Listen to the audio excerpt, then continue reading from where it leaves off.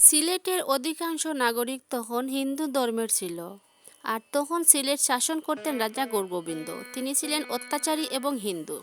অন্য ধর্মের প্রতি ছিল চরম অহিংসতা। বাংলাদেশে অনেক জায়গাতে ইসলাম প্রচার হলেও গৌরগোবিন্দের কারণে সিলেটে তখনও অল্প কিছু নাগরিক ছিল মুসলিম। এর মধ্যে ছিলেন বুরহানুদ্দিন নামের একজন। তিনি ছিলেন খুবই ধার্মিক। বুরহানুদ্দিন এর কোনো সন্তান ছিল না। একাকী আল্লাহর কাছে প্রার্থনা করতেন সন্তানের জন্য। এমনকি মানতও করেছিলেন সন্তান হলে আল্লাহর উদ্দেশ্যে গরু জবাই করে প্রতিবেশীদের খাওয়াবেন। একসময় আল্লাহ তাআলা তার ডাকে সাড়া দিলেন। বুরহানুদ্দিনের ঘরে জন্ম নিল এক পুত্র সন্তান। আর মানত অনুযায়ী এবার গরু কুরবানি দেওয়ার পালা। কিন্তু কঠোর হিন্দু রাজার গোবিন্দের এলাকায় গরু জবাই করা নিষিদ্ধ ছিল। তবুও আল্লাহর কাছে মানত করেছেন। অনুমতি আকিকা উপলক্ষে গরু জবাই দিয়েছিলেন। দীর্ঘদিন পর সন্তান পেয়েছেন, তাই গরু কুরবানি দিয়ে দিলেন বুরহানুদ্দিন। কিন্তু সেটা আর গোপন থাকলো না। এই কথা পৌঁছে গেল গৌরগোবিন্দের কানে। ইতিহাসে আছে, কোনো এক কাকের মুখ থেকে এক টুকরো মাংস পড়ে গেল গৌরগোবিন্দের রাজপ্রাসাদে এবং এখান থেকেই গরু জবাইয়ের কথা প্রকাশ পায়। গৌরগোবিন্দর তল্লাশি করে বের করলেন সেই ব্যক্তিকে। গ্রেফতার করা হলো বুরহানুদ্দিনকে। গরু জবাই নিষিদ্ধ থাকার পরেও কোন সাহসে সে এমন কাজ করলো জানতে চাইলেন গৌরগোবিন্দ। বুরহানুদ্দিন জানালেন তার সন্তান ও মানব বিষয়ে আকিকার কথা। সন্তানের জন্য গরু জবাই করা হয়েছে শুনে নিষ্ঠুর রাজা গোবিন্দ বুরহানুদ্দিনের সে সন্তানকে এনে হত্যা করলেন। যে হাত দিয়ে বুরহানুদ্দিন গরু জবাই করেছিলেন সে হাতকেও কেটে দিলেন। শোকার্ত ও ক্রুদ্ধ বুরহানুদ্দিন গেলেন বাংলার তৎকালীন শাসক শামস উদ্দিন ফিরোজ শাহের নিকট আর জানালেন এই নিষ্ঠুরতার কথা এবং শোনালেন গৌরগোবিন্দের অত্যাচার ও ইসলাম বিদ্বেষের কথা। ফিরোজ শাহ সব শুনে তার ভাগ্নে সিকান্দার গাজীর নেতৃত্বে সৈন্যবাহিনী প্রেরণ করে গৌরগোবিন্দকে পরাজিত করে সিলেট নিয়ন্ত্রণ নিতে। গৌরগোবিন্দ ছিলেন জাদুবিদ্যায় পারদর্শী। জাদুবিদ্যা দিয়ে শত্রুপক্ষকে ঘায়েল করে দিতেন তিনি। গৌরগোবিন্দ তার জাদুবিদ্যা দিয়ে তাদের উপর অগ্নি নিক্ষেপ করলেন। কোনোভাবেই কুলিয়ে উঠতে পারছিল না মুসলিম সৈন্যরা। ব্যাপক ক্ষয়ক্ষতি হলো সিকান্দার গাজীর বাহিনীর। অভিযানে ব্যর্থ হয়ে পিছু হটলেন সিকান্দার গাজী। ফিরে এসে জানালেন গৌরগোবিন্দের জাদুশক্তির কথা। স্বাভাবিক যুদ্ধের পথে তাকে পরাজিত করা যাবে না, অলৌকিক শক্তি দিয়ে পরাজিত করতে হবে। মনে কষ্ট নিয়ে বুরহানুদ্দিন চলে গেলেন দিল্লিতে। গৌরগোবিন্দের ইসলাম বিদ্বেষ ও বুরহানুদ্দিনের সন্তান হত্যা ও সিকান্দার গাজীর অভিযানের ব্যর্থতার কথা জানালেন দিল্লির সুলতান আলাউদ্দিন খিলজিকে। দিল্লির সুলতান ক্রুদ্ধ হয়ে শক্তিশালী বাহিনী পাঠানোর সিদ্ধান্ত নিলেন তিনি। কিন্তু সিলেটের চারপাশে নদী থাকার কারণে এবং সে নদীর উপরে গৌরগোবিন্দের নিয়ন্ত্রণ ও তার কালো জাদুর কথা স্মরণ করিয়ে দেয় আলা ইমরান।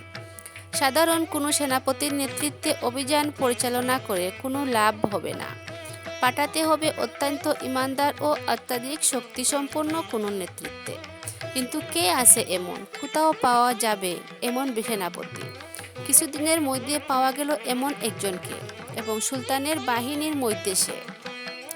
এক রাতে প্রচণ্ড ঝড় বৃষ্টিতে দিল্লি প্লাবিত হয়ে গেছে। ব্যাপক ক্ষয়ক্ষতি হলো। অন্ধকারে ডেকে গেল পুরো দিল্লি। কোথাও কোনো প্রদীপ জ্বালানোর জায়গা নেই। কিন্তু ব্যতিক্রম হিসেবে দেখা গেল একটি তাঁবু। সেখানে আলো জ্বলছে। সবাই অবাক হয়ে সেখানে পৌঁছে দেখল একজন সৈনিক একা কুরআন তেলাওয়াত করছেন। ঝড় বৃষ্টির মধ্যে তার ঘরে আলো জ্বলতে দেখলে এবং কোনো রকম উৎকণ্ঠ না দেখে একা ঘরে কুরআন তেলাওয়াত করা দেখে সকলেই তার ইমানদারিতে অনুনীত হয়ে গেল। সুলতান আলাউদ্দিন খিলজির কানে সংবাদ পৌঁছে গেল। তার নিজের চোখে দেখে এসে দেখলেন উনি তার বাহিনীর সাধারণ একজন সেনাপতি। নাম তার নাসিরউদ্দিন। আল ইমরান পরামর্শ দিলেন যে নাসিরউদ্দিনের নেতৃত্বে অভিযান পরিচালনা করতে। তিনি রাজা গোবিন্দের জাদুবিদ্যার মোকাবিলা করে সিংহত্বের জয় লাভ করা সম্ভব হতে পারে। সুলতান সম্মতি দিলেন। সৈয়দ নাসিরউদ্দিনকে সেনাপতির দায়িত্ব দিয়ে অভিযানে পাঠানো হলো। এদিকে বুরহানুদ্দিন দিল্লিতে নিজামুদ্দিন রহমাতুল্লাহি আলাইহির দরবারে উপস্থিত হয়েছেন। একসময় দিল্লিতে পৌঁছেছিলেন শাহজালাল রহমতুল্লাহি আলাইহি। নিজামুদ্দিন রহমতুল্লাহি আলাইহির মাধ্যমে বুরহানুদ্দিন জানতে পারলেন শাহজালাল রহমতুল্লাহি আলাইহি জ্ঞান ও ইবাদতের আধ্যাত্মিক শক্তির কথা। বুরহানুদ্দিন নিজের সাথে গোটা সব কাহিনী বর্ণনা করেন। শাহজালাল রহমতুল্লাহি আলাইহি সিলেটে আসার সিদ্ধান্ত নিলেন। নিজামুদ্দিন রহমতুল্লাহি আলাইহি একজোড়া কবুতর ভালোবাসার নিদর্শন স্বরূপ তাকে উপহার দিলেন। কবুতর জোড়া তিনি পোষা পাখির মতন পুষতে লাগলেন। পরে জালালি কবুতর হিসেবে প্রসিদ্ধ এই কবুতর সিলেটের বহু গৃহস্থের বাড়িতে দেখা যায়।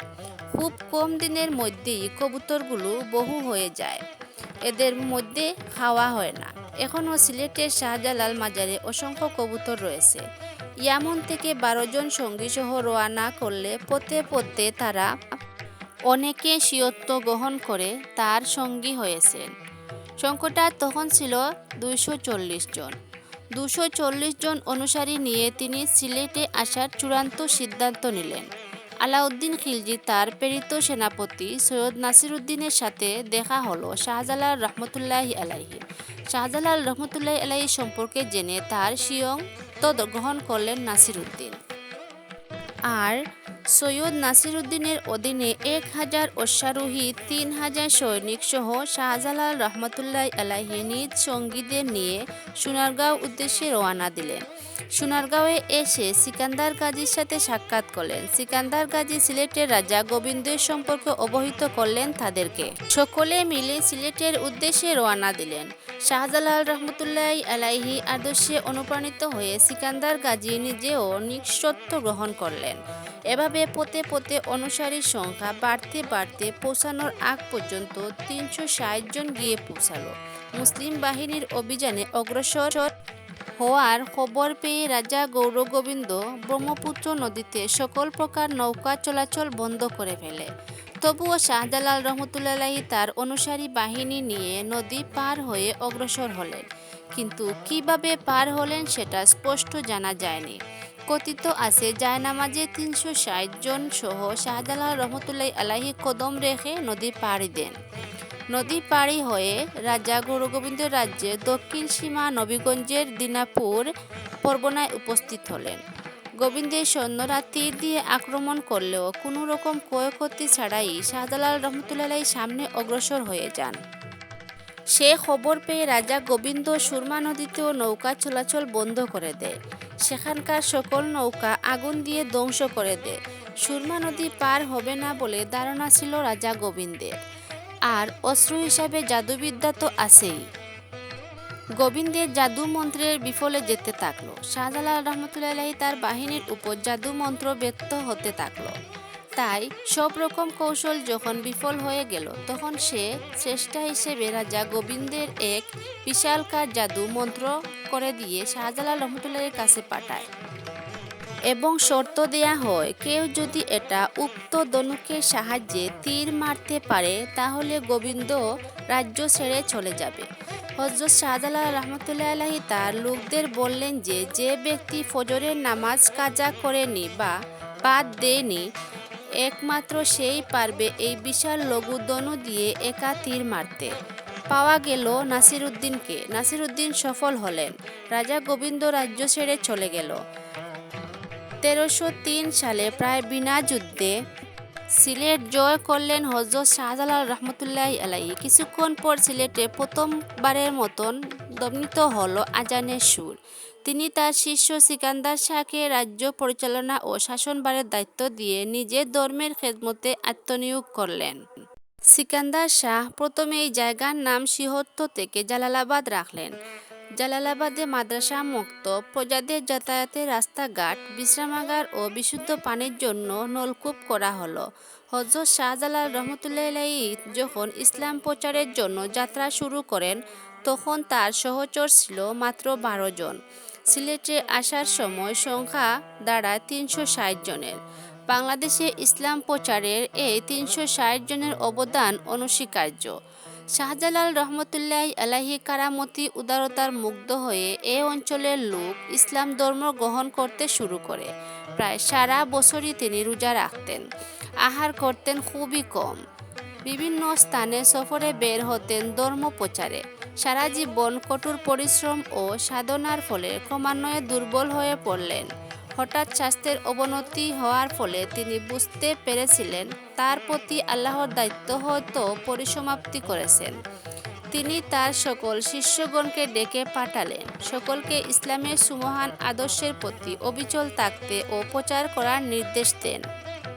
সৈয়দ নাসিরউদ্দিনের উপর সকল খলিফাগণদের তদারূপের দায়িত্ব অর্পণ করে যান।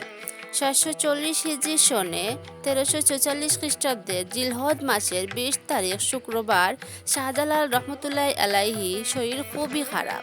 পূর্বের দিন আগত খলিফা মুরিদ ও বক্তবিন সহ সাধারণ দর্শকদের শেষবারের মতন দেখে নেন তিনি।